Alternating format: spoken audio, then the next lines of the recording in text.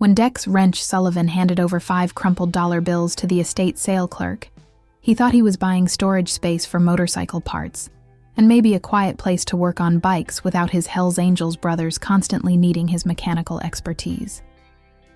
The ramshackle garage behind the foreclosed house in East Phoenix looked like it hadn't been opened in decades, which suited Dex perfectly. He needed solitude more than he needed convenience. At 38, Dex had spent half his life with the club, earning his road name through an almost supernatural ability to resurrect dead motorcycles and fix anything with an engine. But success as the Angels' go-to mechanic had also made him the go-to solution for every broken machine, failed relationship, and financial crisis his brothers encountered. He'd forgotten what silence felt like, what it meant to work on something because he wanted to, rather than because someone else needed him to. The garage's previous owner, according to the neighbor who'd provided the key, had been an old man named Frank, who'd died alone 3 months earlier. No family, no friends, just a house full of accumulated junk that the bank was selling off to cover outstanding debts. The garage had been padlocked for so long that rust had nearly fused the metal together, requiring bolt cutters to gain entry. "Haven't seen Frank in there for maybe 10 years, the neighbor had said, shaking her head sadly. "Used to hear him working late into the night, but then it just stopped. Always wondered what he was building in there." Dex pulled open the garage doors with effort that spoke to years of disuse, expecting to find cobwebs, mice, and maybe some salvageable tools. Instead, he discovered something that made his breath catch in his throat. A workspace that belonged in a precision engineering facility rather than a backyard garage. Every tool had its designated place on custom-built pegboards. Workbenches displayed an organization that bordered on obsessive, with parts sorted by size, function, and material type. But it was the motorcycle in the center of the space that stopped Dex cold. A 1947 Harley-Davidson knucklehead that had been restored to a level of perfection he'd never seen outside of museum displays. If you love forbidden love stories, subscribe and stay for the next one. The bike was a masterpiece of chrome and steel, every component rebuilt to factory specifications while incorporating subtle improvements that spoke of deep mechanical understanding. But what caught Dex's attention wasn't just the quality of the restoration. It was the love that had gone into every detail, the kind of care that transformed mechanical work into art. Moving closer, Dex noticed a leather journal sitting open on the main workbench, its pages filled with meticulous handwriting that documented every aspect of the knucklehead's resurrection. The entries spanned 15 years, chronicling Frank's patient work on a bike that had been rusted junk when he'd started and had become a priceless treasure through dedication that bordered on devotion. Day 1, 247, read one entry dated 3 years earlier. Replaced the rear wheel bearings again. The vibration was barely noticeable, but perfection requires attention to details no one else will ever see. Maria always said I was too particular about things that didn't matter. Maybe she was right, but this bike understands patience in ways people never did. Dex turned pages filled with technical notes mixed with personal reflections that painted a picture of profound loneliness. Frank had been divorced, estranged from his children, isolated by the kind of perfectionism that alienated people while attracting machines. The garage had become his sanctuary, the knucklehead his only companion in a world that had apparently decided he was too difficult to love. Day 2, 891. Another entry read, "Finish the engine rebuild today. Sounds like music when she purrs. Neighbor complained about the noise again. But she doesn't understand that some things need to run to prove they're alive. Sometimes I think this bike is the only thing that knows I exist." The journal's final entry was dated 3 months ago. Day 5, 475. The bike is perfect now. Every component exactly as it should be. But what do you do with perfection when you have no one to share it with? I've spent 15 years building something beautiful, and now I realize the building was more important than the finishing. Tomorrow I think I'll start another project. Maybe something simpler this time. There had been no tomorrow for Frank. According to the neighbor, he'd died in his sleep that same night, leaving behind a masterpiece motorcycle and a journal full of lonely reflections that hit Dex harder than he'd expected. Moving deeper into the garage, Dex discovered more evidence of Frank's isolated expertise. Prototype parts that improved on original Harley designs, hand-forged tools for specific restoration tasks, photographs of bikes he'd restored over the decades, each one a testament to skill that had apparently gone unrecognized by anyone who might have mattered. But it was what Dex found in the garage's back corner that changed everything. A stack of unopened letters addressed to Margaret Sullivan, Phoenix, Arizona, in Frank's careful handwriting. The return address was the garage itself, and the postmark spanned 20 years of attempting communication that had apparently never been answered. Dex's hand shook as he opened one of the letters, dated 5 years earlier. Dear Margaret, I know you probably don't remember me, but I fixed your husband's motorcycle back in 1983 when he was stationed at Luke Air Force Base. You mentioned that your son was interested in mechanics, and I've been thinking about that conversation ever since. I have knowledge about machines that will die with me unless I find someone to teach. If your son is still interested in learning, I have a garage full of tools and 40 years of experience to share. I hope this letter finds you well. Frank Morrison. The name hit Dex like a physical blow. Margaret Sullivan was his mother, and the motorcycle Frank had fixed in 1983 had belonged to Dex's father, who died in a military training accident 6 months later. His mother had never mentioned anyone named Frank Morrison, but she'd also never talked about much from that painful period of her life. Standing in the garage that Frank had filled with mechanical perfection and emotional isolation, Dex realized he was looking at a future that could easily become his own. Expertise without purpose, skill without connection, perfection achieved in solitude that made the achievement meaningless. But Frank's letters suggested he'd been reaching out, trying to bridge the gap between knowledge and teaching, between mastery and meaning. The old man had wanted to share what he'd learned with someone who might understand the love that went into transforming broken machines into works of art. As Dex read through more letters his mother had never received, he began to understand that he hadn't bought just storage space for $5. He'd inherited a legacy, a responsibility, and possibly a chance to avoid the kind of loneliness that had defined Frank's final years. The question was what he intended to do with the inheritance, and whether he was wise enough to learn from Frank's solitary expertise before it was too late to choose a different path. When Dex Wrench Sullivan handed over 5 crumpled dollar bills to the estate sale clerk, he thought he was buying storage space for motorcycle parts and maybe a quiet place to work on bikes without his Hells Angels brothers constantly needing his mechanical expertise. The ramshackle garage behind the foreclosed house in East Phoenix looked like it hadn't been opened in decades, which suited Dex perfectly. He needed solitude more than he needed convenience. At 38, Dex had spent half his life with the club, earning his road name through an almost supernatural ability to resurrect dead motorcycles and fix anything with an engine. But success as the Angels' go-to mechanic had also made him the go-to solution for every broken machine, failed relationship, and financial crisis his brothers encountered. He'd forgotten what silence felt like, what it meant to work on something because he wanted to, rather than because someone else needed him to. The garage's previous owner, according to the neighbor who'd provided the key, had been an old man named Frank, who died alone 3 months earlier. No family, no friends, just a house full of accumulated junk that the bank was selling off to cover outstanding debts.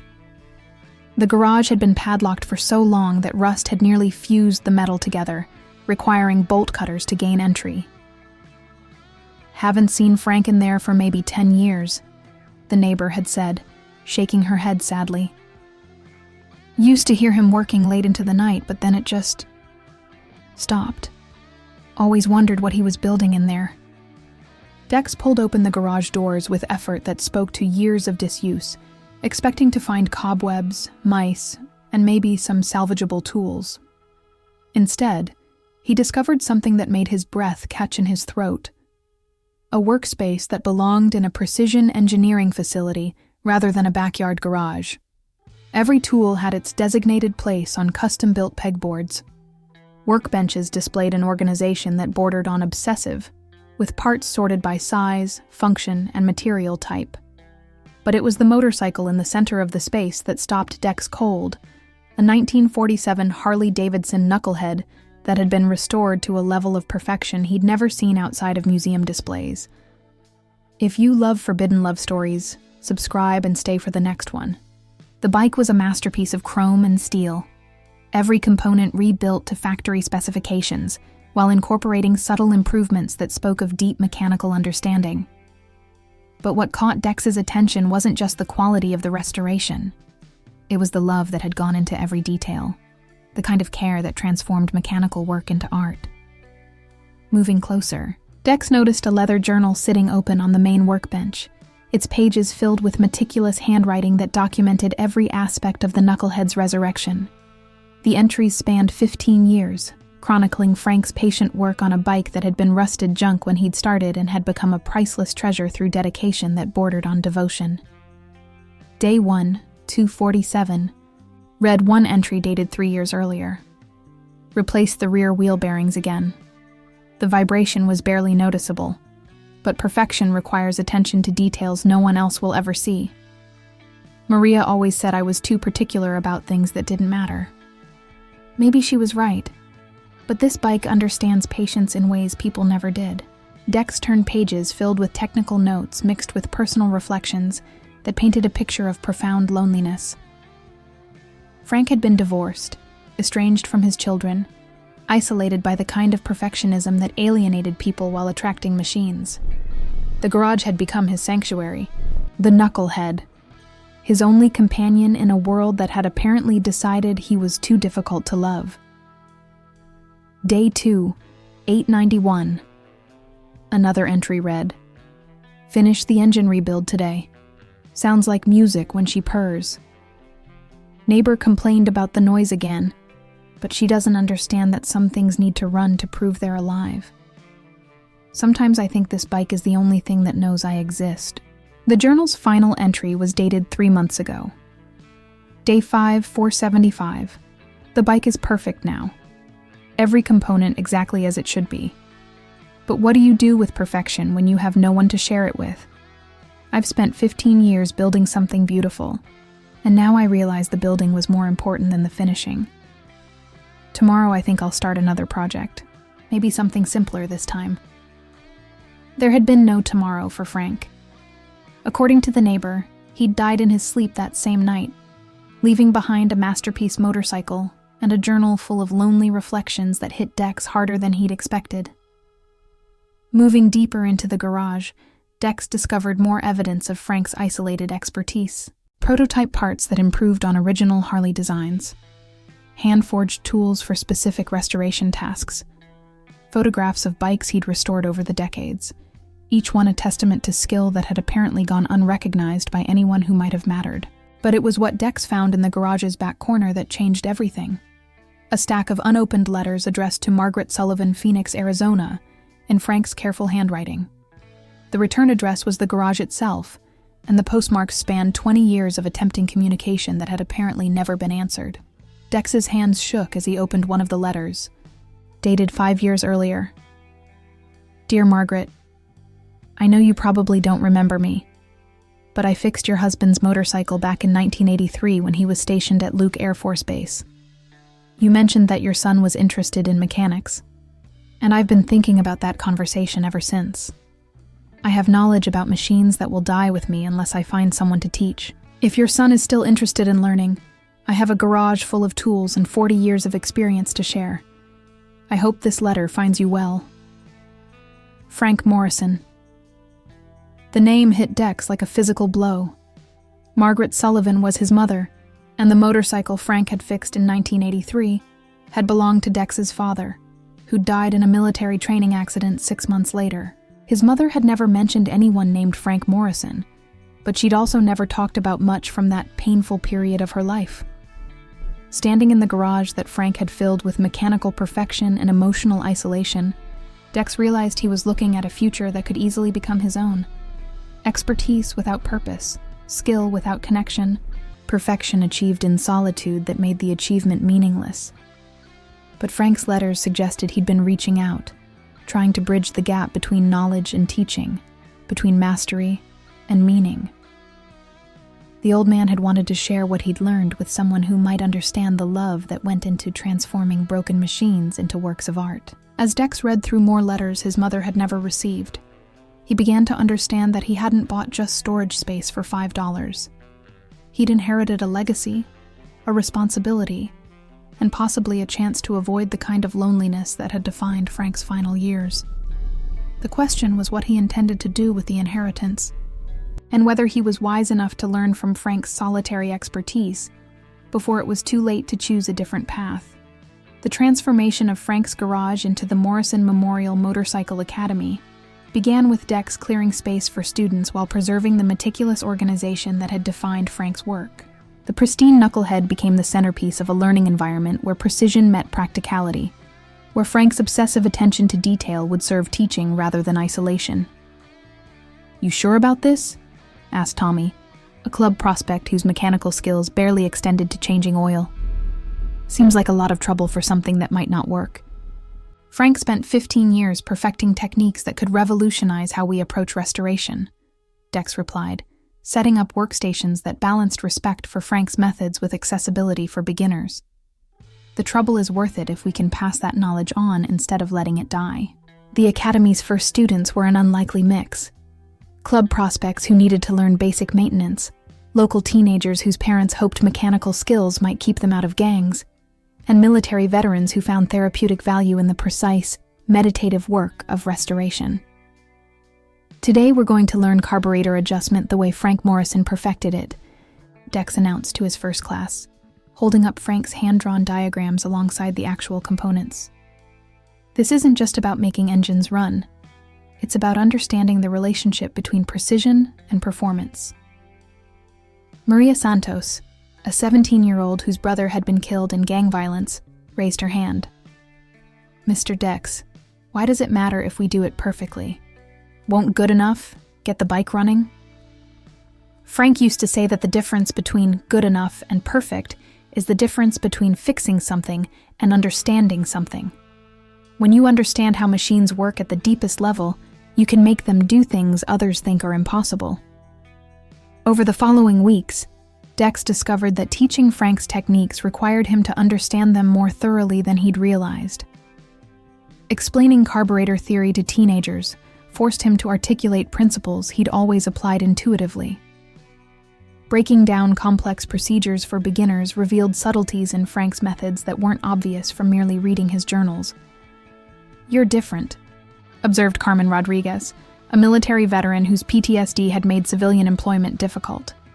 "When you're teaching, you actually seem happy." "Happy?" "Peaceful, maybe. Like you're doing what you're supposed to be doing instead of what people expect from you." The observation stuck with Dex because it highlighted something he'd been reluctant to acknowledge. Teaching Frank's methods felt more fulfilling than using them to solve club problems. In the academy, precision served education rather than obligation. Quality mattered because it enhanced understanding rather than just fixing immediate problems. "The academy's getting attention," Steele reported during a club meeting 6 weeks after the first classes began. "Local news wants to do a story about the Hells Angels running a technical school." "Good or bad attention?" "Depends on how you handle it." Reporter seems genuinely interested in the education aspect, rather than just looking for outlaw stereotypes. The news story that aired the following week surprised everyone by focusing on Frank's legacy, rather than club politics. The reporter, Sarah Chen, had done enough research to understand that the academy represented something unprecedented. An outlaw motorcycle club using a dead man's expertise to provide legitimate education to underserved communities. Frank Morrison spent decades perfecting techniques that are now being taught to students who might never have access to this level of instruction, Chen reported while filming Tommy successfully rebuilding an engine that would have been beyond his abilities 3 months earlier. The Morrison Memorial Academy proves that knowledge has value beyond the circumstances that created it. The story's impact was immediate and overwhelming. Applications flooded in from students across Arizona and neighboring states. Community colleges inquired about partnership opportunities. Most surprisingly, Frank's estranged family reached out after seeing the broadcast, wanting to understand what their father and grandfather had accomplished in the isolation they'd assumed was mere eccentricity. "Mr. Sullivan?" The woman at the academy's door was perhaps 50, with Frank's intelligent eyes and careful manner of speaking. "I'm Linda Morrison, Frank's daughter. I saw the news story about what you've built here." Dex invited Linda into the garage where her father had spent his final years, watching her process the evidence of expertise she'd never known he possessed. "I had no idea he was capable of this level of work," she said, studying the knucklehead with new appreciation. "We thought he was just obsessed, wasting time on old junk. Your father developed techniques that are revolutionizing how we approach restoration. His work wasn't obsession. It was innovation that needed the right context to be appreciated." Linda picked up one of Frank's journals, reading entries that revealed loneliness she'd been too angry to recognize when he was alive. "He tried to reach out to us so many times. We thought he was trying to manipulate us into forgiving him for choosing machines over family. Maybe he was trying to find a way to choose both. Could he have? If we'd responded to his letters, could this academy have existed while he was alive to see it?" Dex considered the question that had haunted him since discovering Frank's legacy. "I think Frank needed someone to help him understand that perfection shared is more valuable than perfection hoarded. Maybe if someone had answered his letters, he would have learned that teaching multiplies knowledge instead of diminishing it." Linda spent the afternoon watching classes where Frank's techniques were being passed on to students who would carry them forward into careers and communities that would benefit from precision he'd developed in isolation. "He would have loved this," she said finally. "Seeing his work help people, instead of just existing in perfect solitude. Would you like to be part of it? The academy could use instructors who understand the theoretical principles behind Frank's methods." "I'm not a mechanic." "But you're an engineer. Frank's innovations work because they're based on sound engineering principles. Students could benefit from understanding the science behind the techniques." As Linda considered joining the academy that had transformed her father's isolated expertise into community resource, Dex realized they were accomplishing something Frank had never imagined possible: building connection through the very precision that had once defined his loneliness. The academy was becoming more than just a school. It was proof that legacy could transcend the circumstances of its creation, that knowledge shared with love could heal the isolation that had defined its development. 6 months after the Morrison Memorial Academy's founding, success brought challenges that Dex hadn't anticipated. The program's growing reputation attracted students from across the Southwest, but it also drew attention from competitors who saw the Academy's innovative techniques as threats to their own business interests. "We've got a problem," Steele announced during a club meeting that addressed concerns beyond motorcycle maintenance. "Harley Corporate is asking questions about our curriculum. Apparently, some dealerships are complaining that our graduates know too much about engine modifications." "Know too much?" Dex looked up from the lesson plan he'd been developing for advanced carburetor theory. "Since when is education a problem?" "Since our students started improving on factory specifications in ways that make authorized dealers look incompetent." The issue was complex and politically charged. Frank's innovations allowed relatively inexperienced mechanics to achieve results that traditionally required decades of expertise. Academy graduates were opening shops that could outperform established businesses, creating competitive pressures that threatened existing power structures in the motorcycle industry. "There's more," Steele continued. "The Department of Education is investigating whether we're operating an unlicensed vocational school. If they decide we need formal accreditation, we're looking at regulations that could shut down everything we've built." Dex felt his stomach clench as he processed the implications. Frank's techniques work because they simplify complex procedures. Formal accreditation would require us to teach conventional methods that are less effective but more politically acceptable. And that would betray everything Frank stood for. He spent 15 years developing better ways to work with machines. I won't dilute his methods just to satisfy bureaucrats who've never rebuilt an engine. The conversation was interrupted by Linda Morrison's urgent entrance. Frank's daughter had become the Academy's chief instructor for theoretical principles, bridging her engineering background with her father's practical innovations. "We have bigger problems than bureaucratic harassment," Linda announced, her expression grim. "Someone broke into the garage last night. They didn't steal anything, but they photographed everything.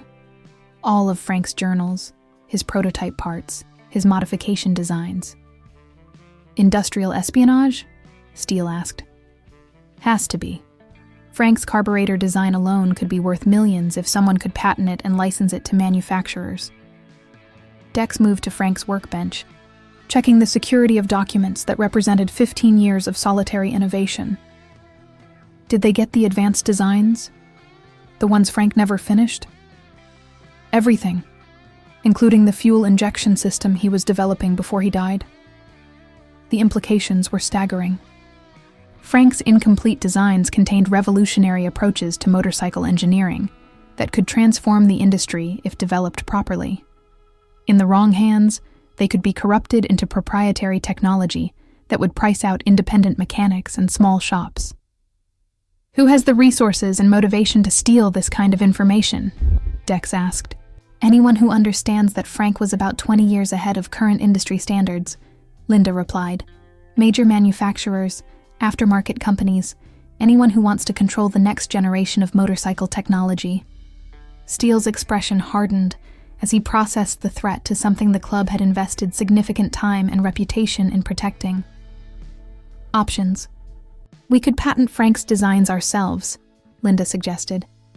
"Make them open source so no one can monopolize the technology. That would require legal resources we don't have and time we can't afford," Dex pointed out. Besides, Frank never wanted his work commercialized. He wanted it shared freely with people who would use it to build better machines. "Then we need to accelerate the sharing before someone else can claim ownership." What followed was the most intensive teaching period in the Academy's history. Dex and Linda worked 18-hour days documenting Frank's techniques in formats that could be quickly distributed to mechanics worldwide. Every method, every innovation, every subtle improvement that Frank had developed in isolation was recorded and prepared for release. "You're talking about giving away knowledge that could make us wealthy," observed Carmen Rodriguez, whose progress from traumatized veteran to skilled instructor had been one of the Academy's greatest successes. "Frank spent 15 years alone because he thought perfection was more important than people," Dex replied, uploading another video demonstration to the Academy's website. "I won't make the same mistake by choosing profit over purpose." The Academy's response to industrial espionage was unprecedented, complete transparency. Within 2 weeks, Frank's complete technical library was available online, free to anyone who wanted to learn. Modification designs that corporations might have spent years developing were shared openly with independent mechanics worldwide. "You're destroying the value of what Frank created," complained a representative from Midwest Custom Motorcycles, who'd called to negotiate licensing arrangements. These designs could have been worth millions in the right commercial applications. "Frank's designs are worth exactly what we're getting for them. Widespread adoption by people who appreciate precision over profit," Dex replied. "Their value isn't monetary." But the decision to release Frank's work freely created new problems. The Academy's funding model had depended on exclusivity. Students paid for access to techniques unavailable elsewhere. With Frank's methods now public domain, applications dropped dramatically as people accessed the information online, rather than attending classes. "We're going to lose everything," Linda said, reviewing financial projections that showed the Academy closing within 3 months. Giving away Frank's legacy might have protected it from exploitation, but it also eliminated our ability to sustain operations. Steele studied the numbers with the pragmatism of someone accustomed to making difficult decisions. Maybe it's time to admit this was a good idea that couldn't survive contact with reality. Or maybe it's time to figure out what Frank's legacy actually means, Dex replied, looking around the garage where precision and passion had created something worth preserving. "Because I don't think he spent 15 years perfecting these techniques so they could be taught for a few months and then forgotten." As enrollment dwindled and bills mounted, Dex faced the possibility that honoring Frank's memory might require sacrificing the institution they'd built to preserve it. The question was whether he could find a sustainable way to share knowledge that Frank had developed in isolation, or whether some legacies were too pure to survive in a world that measured value in dollars rather than wisdom. 3 weeks after releasing Frank's complete technical library online, the Morrison Memorial Academy faced closure. Despite international acclaim for preserving and sharing revolutionary motorcycle technology, the institution couldn't sustain operations without the exclusivity that had originally attracted paying students. "Final notice from the landlord," Linda announced, dropping the eviction papers on Frank's old workbench. "We have 30 days to pay 3 months of back rent or lose the lease." Dex looked around the garage that had become something far more important than storage space. It was now a symbol of Frank's transformation, from isolated perfectionist to posthumous teacher, whose work had influenced thousands of mechanics worldwide. Losing the physical space felt like betraying everything they'd built. "The irony is perfect," Dex said bitterly. Frank spent 15 years alone because he couldn't figure out how to balance passion with practicality. Now we're failing for the same reason, choosing principles over survival. "Maybe that's not failure," suggested Carmen Rodriguez, who'd become the Academy's lead instructor for therapeutic restoration programs. "Maybe that's consistency with what Frank actually valued." Frank valued precision, not bankruptcy. Frank valued knowledge over money. He lived in isolation because he couldn't find a way to share what he'd learned without compromising its integrity. The conversation was interrupted by an unexpected visitor. Sarah Chen, the reporter whose story had brought national attention to the Academy. She arrived with a camera crew and an expression that suggested significant news. "I'm here to follow up on the Morrison Academy story," Chen announced, "specifically to report on how a nonprofit education program is being destroyed by the same industry dynamics that isolated Frank Morrison in the first place." "I'm not sure we need more publicity," Dex replied wearily. "Exposure won't pay our bills. Maybe not directly, but it might attract the attention of people who understand what you're really trying to accomplish." The second news story was different from the first. Instead of celebrating the Academy's success, it examined the systematic challenges facing anyone trying to preserve and share mechanical knowledge outside corporate control. Chen had researched the broader context, documenting how similar programs had been eliminated by industry pressure or regulatory burden. "The Morrison Memorial Academy represents something rare," Chen reported while filming the garage where Frank's legacy lived. "It's an attempt to preserve artisan knowledge in an age that values efficiency over craftsmanship, standardization over innovation. Its closure would represent more than institutional failure. It would demonstrate that some forms of wisdom can't survive in commercial environments." The story's impact was immediate, but not in ways anyone had anticipated. Instead of generating financial support, it attracted attention from academic institutions that recognized the Academy's educational value, but lacked resources to support it. "The Smithsonian called," Linda announced after a morning of fielding responses to the broadcast. "They want to acquire Frank's journals and prototype parts for their industrial history collection." "Absolutely not. Dex, they're offering enough money to keep the Academy operating for 5 years. They want to turn Frank's work into museum pieces that people look at instead of use. That's exactly the opposite of what we're trying to accomplish." The offers kept coming. Collectors who wanted Frank's restored knucklehead, manufacturers interested in licensing his designs, academic institutions that could provide legitimacy, but would require converting practical education into theoretical study. "Every option requires us to compromise what Frank actually cared about," Dex observed during a meeting that felt more like a funeral than planning session. "Either we commercialize his work, institutionalize it, or let it die with dignity." "What if there's a fourth option?" Linda asked quietly. "I'm listening." "What if we stop trying to save the Academy and focus on saving what the Academy was supposed to accomplish?" "Meaning Frank's real legacy isn't this building, or even these specific techniques. It's the principle that knowledge improves when it's shared, that precision matters most when it serves purpose beyond itself." Linda moved to her father's workbench, opening the journal where he'd recorded his final thoughts about perfection, achieved in isolation. Frank wrote that he'd spent 15 years building something beautiful, but had no one to share it with. We've spent 8 months proving that sharing makes knowledge more valuable, not less valuable. And maybe the Academy's job was always temporary. Maybe we were supposed to plant seeds, not tend a garden forever. The idea was both liberating and terrifying. Instead of fighting to preserve an institution, they would focus on preparing Frank's work to survive independently. Students who'd learned Frank's methods would carry them forward into careers and communities. Online resources would ensure the techniques remained accessible. The knowledge itself would live, even if the academy that had organized it didn't. "What about Frank's garage?" Dex asked. "What happens to the place where all this started?" "I think Frank would want it to be what he always intended. A workspace where someone passionate about machines can develop ideas without interference or pressure to compromise." The decision to close the academy while preserving its mission required courage that none of them had expected to need. Over the final month, they documented everything, prepared resources for perpetual online availability, and helped students transition to other programs or independent practice. "You know what's funny?" Dex said to Linda, as they packed Frank's journals for storage in her home workshop. "We're doing exactly what Frank did, choosing isolation to preserve something we think matters." "No," Linda corrected.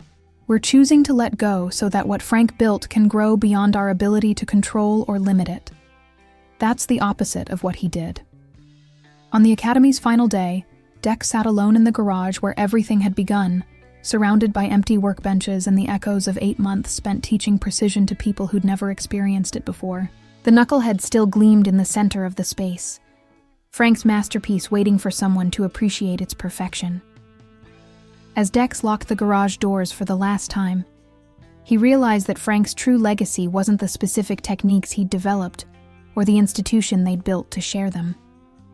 It was the principle that knowledge mattered most when it served others, that precision achieved its highest purpose when it was passed forward rather than preserved in isolation.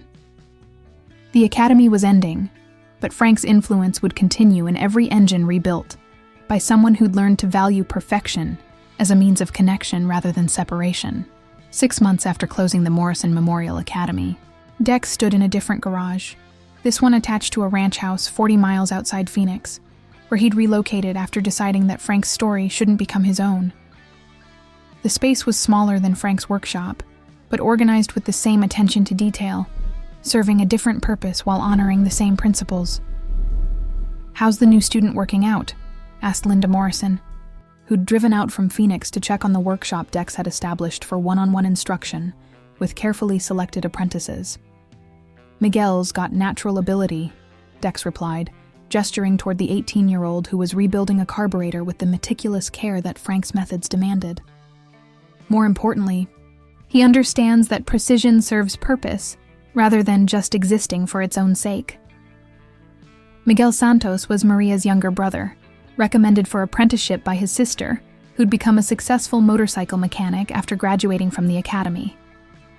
The family had lost one son to gang violence, but was determined that Miguel would find purpose through the legitimate skills that Frank's legacy made possible. "Mr. Dex," Miguel said, looking up from his work, "this carburetor design is different from what they teach in community college. Why did Mr. Frank make it more complicated?" "Frank didn't make it more complicated. He made it more precise. The extra steps ensure that the engine runs exactly as designed, rather than approximately as designed. But if approximately works, then you've learned to accept good enough instead of pushing for exactly right." Frank used to say that the difference between those two standards determines whether you're a parts replacer or a craftsman. Dex had structured his new teaching approach around Frank's philosophy, while avoiding the isolation that had defined the old man's final years. Instead of trying to preserve an institution, he focused on developing individual craftsmen who would carry Frank's principles into their own careers and communities. The Yamamoto restoration is almost complete, Dex announced, referring to a 1952 panhead that a collector had commissioned using Frank's advanced techniques. Miguel did most of the precision work. I just supervised and corrected a few details. Linda studied the motorcycle that represented months of collaboration between teacher and student, seeing quality that rivaled her father's legendary knucklehead. He would have been proud of this, more proud of Miguel than of the bike. Frank spent 15 years perfecting technique. Miguel's learning to perfect technique while building relationships. The workshop's phone rang with another commission request. Word had spread quietly through collector and restoration communities that Frank Morrison's methods were available to those willing to invest in true craftsmanship rather than quick repairs. Dex Sullivan Precision Restoration, Dex answered, noting the caller's information while Miguel continued working with the focused concentration that Frank's methods required. Mr. Sullivan, this is Robert Chen from Chen Industries. We have a fleet of vintage motorcycles that need restoration for our corporate collection. We're prepared to offer substantial compensation for work done to museum quality standards. I appreciate the call, but I work on one bike at a time, and I choose projects based on educational value rather than financial return. We could make it worth your while to reconsider that policy. I'm sure you could, but my policy exists for reasons that money can't address. After declining the corporate commission, Dex reflected on how different his approach had become from Frank's isolated perfectionism. Where Frank had hidden his expertise to protect it from corruption, Dex shared it selectively to ensure its proper development and application. You turned down another big money job? Miguel asked, having overheard the conversation. Big money jobs usually require compromises that destroy what makes the work valuable. But wouldn't more money let you teach more people? Not necessarily. Frank had enough money to teach anyone he wanted. What he lacked was understanding of how to teach without losing the essence of what made his work special. That evening, as Miguel headed home to Phoenix with another completed project, Linda stayed to discuss the larger implications of Dex's evolving approach to preserving and sharing Frank's legacy. "You found something Frank never did," she observed, settling into the workshop's comfortable seating area. Balance between preserving excellence and sharing knowledge. "I found something different. Whether it's better remains to be seen." "What do you mean?" "Frank influenced thousands of mechanics through our online documentation.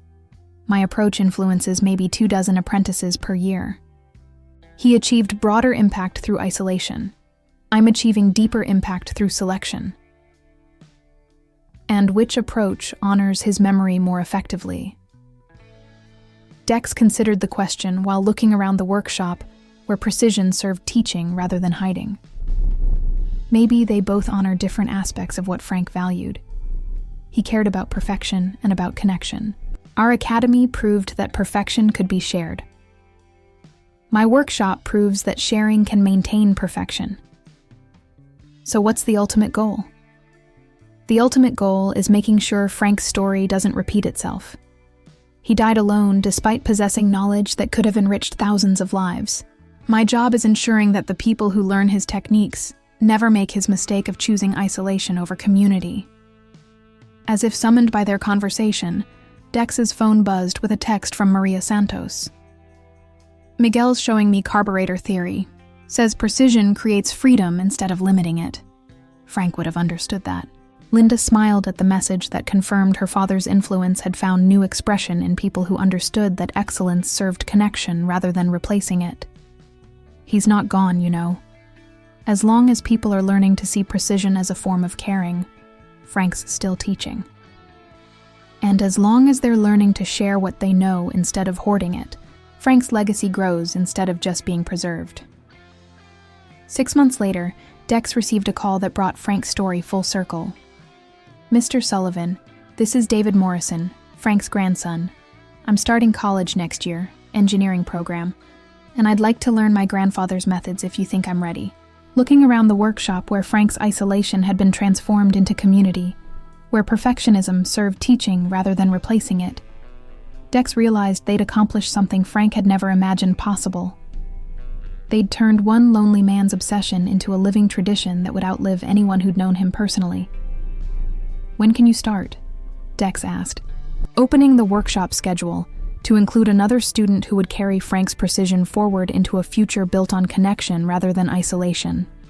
Some legacies, it turned out, improved with sharing. 5 years after buying Frank Morrison's garage for $5, Dex stood at the dedication ceremony for the Frank Morrison Precision Institute, a partnership between Arizona State University and a network of master craftsmen who'd learned Frank's methods through various apprenticeships and teaching programs. The institute occupied a modern facility that honored Frank's principles while avoiding his isolation. Students learned traditional craftsmanship alongside modern technology, understanding both as tools for achieving precision rather than competing philosophies.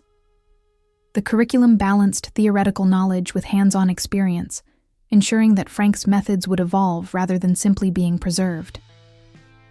Frank Morrison spent 15 years developing techniques that seemed destined to die with him, said Dr. Robert Chen, the Institute's director, addressing an audience that included former Academy students, master craftsmen, and industry representatives. Today we're ensuring that his innovation becomes permanent rather than personal, shared rather than hoarded. Dex listened from the back of the auditorium, observing the ceremony that marked Frank's transformation from lonely perfectionist to foundational influence on mechanical education. Miguel Santos sat in the front row, now a certified master craftsman whose own students were learning Frank's carburetor theory alongside modern fuel injection systems. "Mr. Dex," Miguel had said during their final apprenticeship session, "I understand now why you chose individual teaching over institutional growth.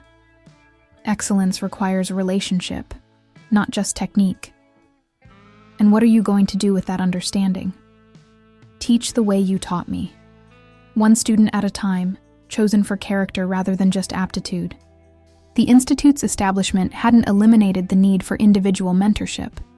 It had created infrastructure that supported master craftsmen, while preserving the personal connection that made learning meaningful.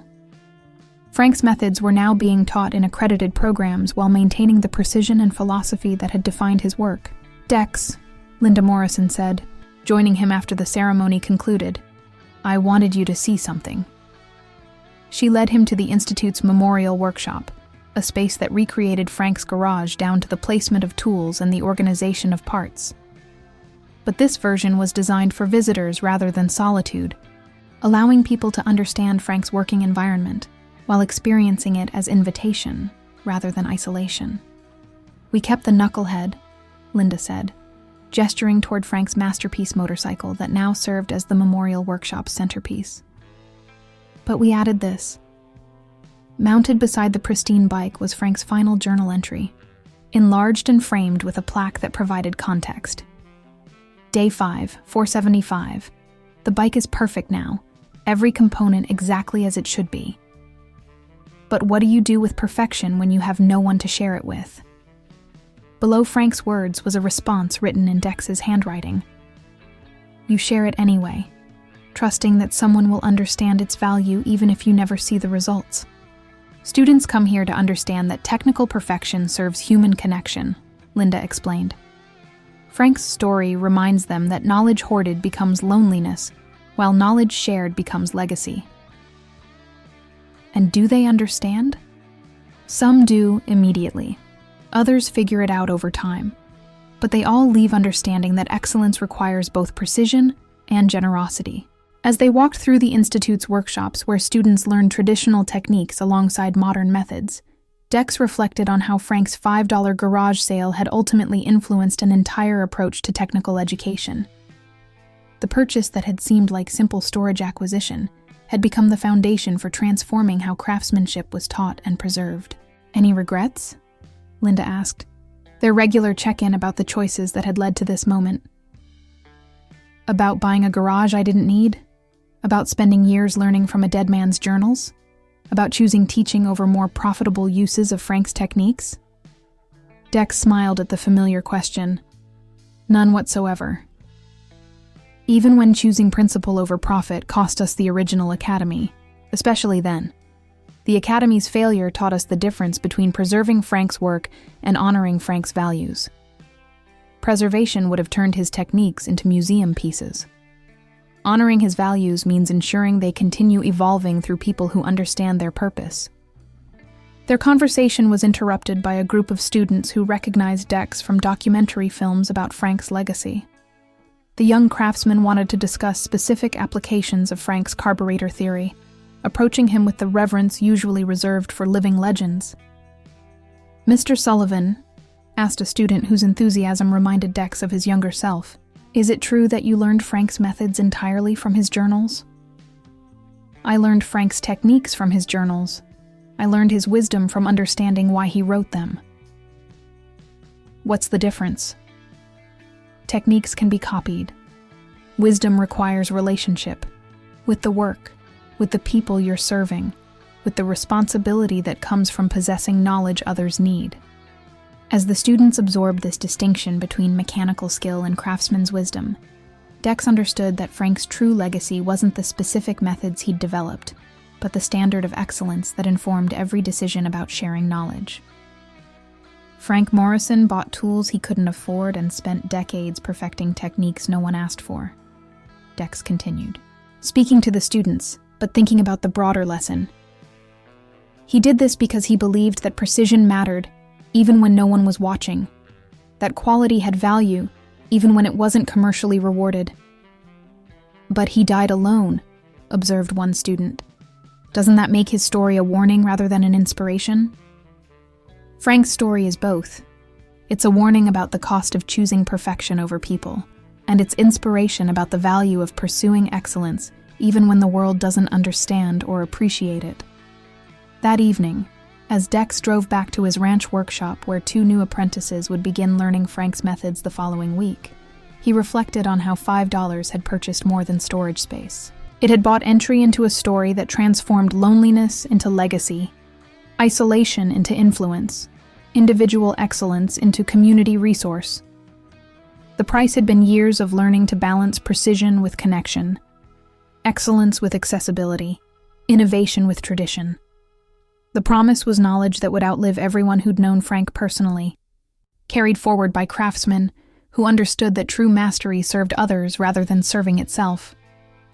If this story touched your heart, subscribe and stay for the next ride. In the distance, Phoenix glittered with lights that represented thousands of individual stories of struggle and achievement. Among them were mechanics and students whose work would carry Frank Morrison's influence into futures he'd never imagined, proving that some investments in knowledge paid dividends across generations. $5 had purchased a garage. But what Dex had found inside had changed far more than just his life. It had changed how excellence could survive and spread in a world that often confused efficiency with quality, speed with precision, profit with purpose. Some discoveries, it turned out, were worth exactly what you paid for them, regardless of the price.